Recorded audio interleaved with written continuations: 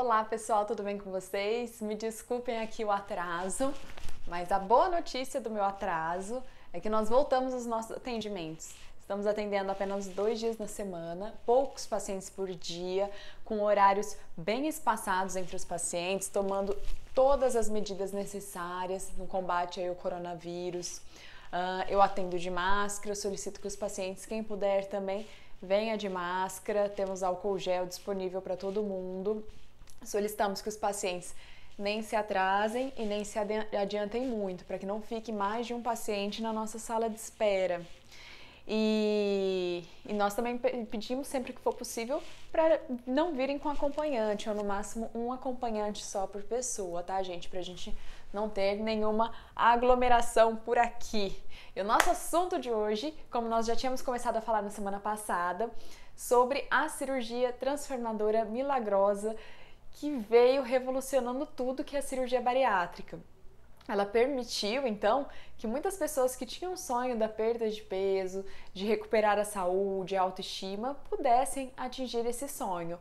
Mas, por outro lado, conforme acontece o emagrecimento, aí passando dos 30, 40, 50 quilos, já operei gente que perdeu 70 quilos, outra queixa que nunca tinha sido pensada antes da cirurgia passa a incomodar no pós, que é a sobra de pele. A semana passada nós falamos sobre a sobra de pele na região do abdômen e as particularidades da abdominoplastia após uma cirurgia bariátrica. Se você perdeu, está no nosso IGTV, está no nosso canal do YouTube também, tá? E agora vou falar sobre as mamas, que é a segunda maior queixa das pacientes após uma cirurgia bariátrica, é a grande mudança que ocorre na região das mamas. Então, assim, um mecanismo parecido com uma amamentação, quando nós aumentamos de peso, um componente muito grande da nossa mama é de gordura. E essa gordura, conforme aumenta o peso, ela também aumenta muito. Na amamentação acontece um aumento da glândula mamária, produtora de leite. Já no aumento de peso, aumenta muito a gordura. Então, é muito comum uma paciente acima do peso ter a mama bem volumosa, porque um componente grande de gordura.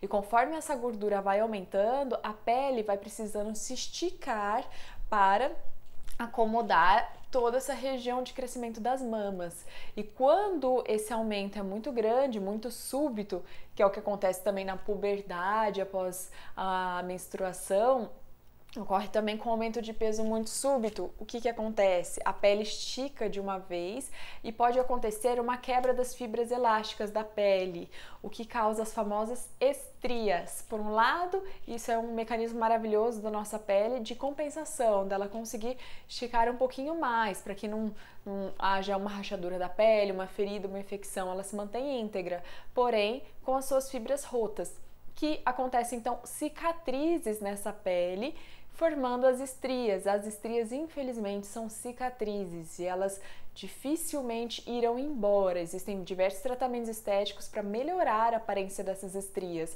mas não para eliminá-las totalmente, a não ser que essa pele vá embora junto com uma mamoplastia, abdominoplastia, que é o que eu vou falar agora sobre as mamas, tá? Então, quando ocorre esse aumento súbito de peso, a pele aumenta e a gordura aumenta também. Quando ocorre um emagrecimento, a gordura vai embora. E a pele, infelizmente, não. Ela até consegue voltar, ter uma retração até um certo ponto, mas a grande maioria das vezes a pele tem uma capacidade muito pobre de retração. E o que acontece quando a mama diminui de uma vez a sua gordura? Ela acaba caindo, porque a pele acaba ficando relativamente com muito mais sobra, muito mais flácida. Então ocorre uma perda grande de volume das mamas, nos casos mais comuns, tá? Pós-bariátrica, uma perda grande de volume das mamas, um aumento grande de flacidez e uma sobra grande de pele nessa região, o que acaba fazendo também com que os mamilos passem a olhar para baixo, fiquem muito para baixo, apontando então para o chão, que é uma queixa de bastante gente. Existem também 2 tipos, já operei várias pacientes pós-bariátricas que tiveram essas outras queixas. Uma que a paciente tinha um relativo aumento de volume quando ela estava acima do peso e depois que ela emagreceu, a mama simplesmente murchou. Ela não relatava muito e não apresentava no exame físico também muita sobra de pele. Ela tinha apenas uma hipomastia, uma falta de volume mamário. E nesses casos, a correção é mais simples, é mais tranquila, um pós-operatório mais tranquilo também e de cicatrizes menores, quando a gente precisa apenas aumentar o volume das mamas com prótese de silicone, que é o caso, por exemplo, dessa bonequinha com uma cicatriz aqui embaixo, tá? De aumento das mamas. Não é um caso tão comum pós-bariátrico, mas pode existir. Um outro extremo são aquelas pacientes que mesmo após a perda de peso, mesmo após ter tido todo esse emagrecimento, elas continuam com as mamas muito volumosas. E o componente, como emagreceu bastante, já não é um componente tão de gordura, é um componente mais glandular. São pacientes que geralmente têm um histórico familiar, de mulheres na família que tinham as mamas muito volumosas. Com o aumento de peso pode ter aumentado ou não essas mamas e com a redução do peso as mamas continuaram muito grandes. E nesse caso, a principal indicação é uma mamoplastia redutora. É a retirada então do excesso de glândula mamária e do excesso de pele para a gente conseguir reduzir esse volume mamário, chegando no volume desejado pela paciente. Mas vamos falar do mais básico, do mais comum de tudo, que é o quê? Uma flacidez grande, uma sobra de pele grande, com muito pouco volume mamário. Então, uma mama muito flácida, uma mama pouco volumosa e com bastante sobra de pele. Esse é o clássico pós-bariátrico. É o clássico após uma grande perda de peso aí a partir dos 40 quilos.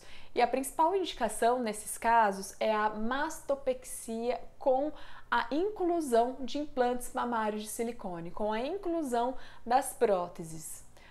O que eu tinha falado para vocês sobre as estrias. Elas podem estar presentes em toda a região da mama. Em algumas áreas, as estrias estarão presentes em pele que será retirada. Então, parte da estria poderá sim ir embora com a mastopexia, principalmente as estrias que estiverem localizadas no polo inferior das mamas. Essas poderão sair junto com a mastopexia, mas aquelas que estão mais na região do colo ou no polo superior das mamas, infelizmente, elas não irão embora. Mas a boa notícia é que você, aumentando o volume das mamas, você esticando essa pele, você torna então essas estrias menos aparentes, menos visíveis. Natural, no primeiro momento de pós-operatório, principalmente no primeiro mês, toda a mama está inchada, o corpo pode estar inchado, as mãos, as pernas, devido ao ato cirúrgico mesmo, e as estrias também. Então, no primeiro mês após a cirurgia, as estrias podem estar mais evidentes, não precisem se preocupar, porque elas também incham. E depois de aproximadamente uns 2, 3 meses, que a gente já tem uma redução grande do inchaço, elas se tornarão muito menos evidentes do que elas estavam antes da cirurgia. Isso é um aspecto muito bom. Além do que, parte dessas estrias poderá ir embora sim com a mastopexia. A grande maioria dos casos pós-bariátrico, então nós perdemos uma grande quantidade de volume mamário. Então nós precisaremos repor esse volume mamário. Principal indicação são os implantes mamários de silicone, né? Que chegaram com tudo aí, desde a década de 80 nós temos usado cada vez mais e com cada vez mais alta tecnologia. No caso de pós-bariátrica, a indicação das próteses num plano atrás do músculo submuscular é uma indicação que não é muito legal. Por quê? Porque nós temos uma pele já flácida e sem cobertura. Então, quando nós colocamos a prótese atrás da musculatura, o que pode acontecer nesses casos pós-bariátricos é uma situação que nós chamamos de dupla bolha, que é muito comum principalmente nesses casos, tá? Então, a prótese, tem gente que fala assim, eu vou colocar a prótese embaixo do músculo porque aí ela nunca mais vai cair. Isso é verdade, realmente a prótese vai ficar presa pela sua musculatura peitoral, ela vai ficar lá em cima presa. Só que com o passar dos anos, principalmente uma pele que sofreu uma distensão muito grande, é uma pele que tende a ter uma flacidez maior. E com o passar dos anos, ela tende a se localizar um pouquinho mais embaixo, apesar da cirurgia. E quando nós temos a prótese presa pela musculatura e a pele descendo, depois de aproximadamente 2, 3 anos, pode acontecer um efeito de dupla bolha, que é o que? O volume da prótese e o volume da mama separado, elas se comportam de uma maneira separada. Então, nesses casos pós-bariátricos, a principal indicação é acima da musculatura sempre que for possível, tá? Depende muito de cada caso. Devido a isso, uma das principais indicações que eu gosto e que tem muitos cirurgiões plásticos que gostam é uma textura diferente de prótese de silicone. Tem pessoas que acreditam que as próteses de silicone são como essas aqui, próteses lisas. Antigamente era usado muito dessas próteses lisas, só que como elas apresentavam muitas complicações no pós-operatório, aos poucos elas foram sendo substituídas, sendo as mais comuns atualmente, essas próteses, vocês veem que elas são um pouquinho mais opacas e ela tem uma textura um pouquinho mais rugosa, que são as próteses chamadas texturizadas.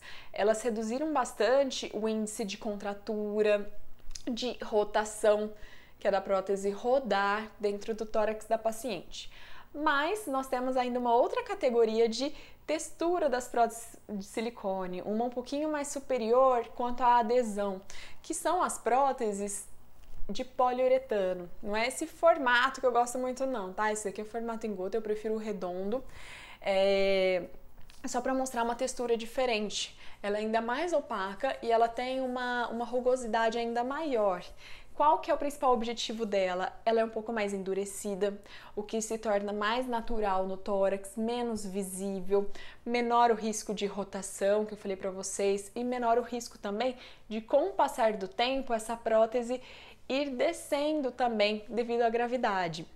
Apesar de não ser submuscular, ser na frente do músculo, ela consegue manter então o resultado cirúrgico por mais tempo.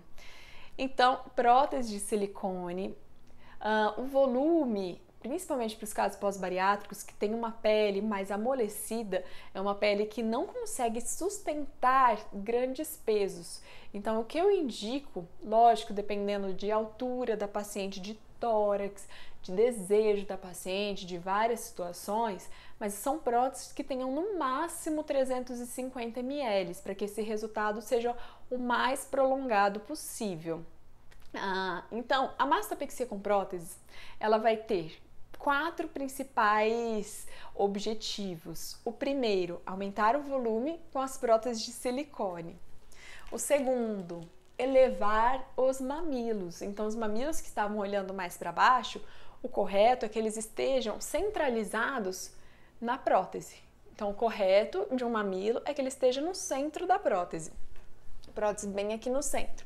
Então, elevar os mamilos na sua posição adequada, retirar o excesso de pele, principalmente dessa porção inferior, e remodelar a glândula mamária presente. Por mais que tenha diminuído muito, ela ainda está presente. Então, nós damos também vários pontos na glândula mamária para reposicionar, para remodelar essa glândula mamária.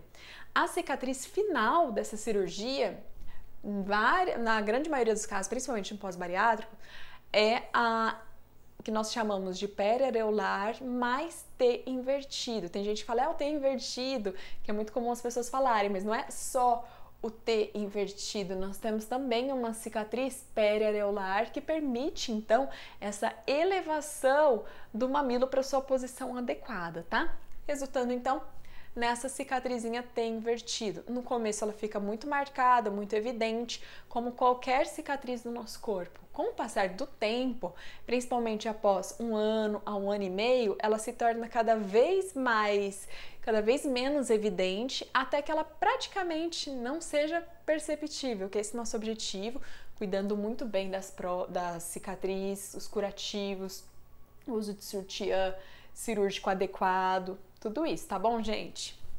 Um beijo a todos vocês que estão aqui comigo. Muito obrigada. Fiquem à vontade para mandar dúvidas, sugestões. Semana que vem, eu quero continuar esse tema sobre pós-bariátrica, falando de um assunto que mesmo mulheres que não passaram pela bariátrica têm muitas dúvidas, que é aquele tchauzinho, aquela sobra de pele nessa região essa região interna dos braços, tá? Então é muito comum pós-bariátrica, mas eu tenho várias pacientes que não passaram por esse emagrecimento que chegam falando, doutor, eu já quero tirar essa pele, pode arrancar, só que elas nem pensam qual é a cicatriz resultante, né? Que é uma coisa muito importante a ser discutida aqui no consultório antes da cirurgia. Então, nosso assunto da semana que vem é a braquioplastia, principalmente após cirurgia bariátrica, mas todos estão convidados, mesmo quem não passou por essa cirurgia.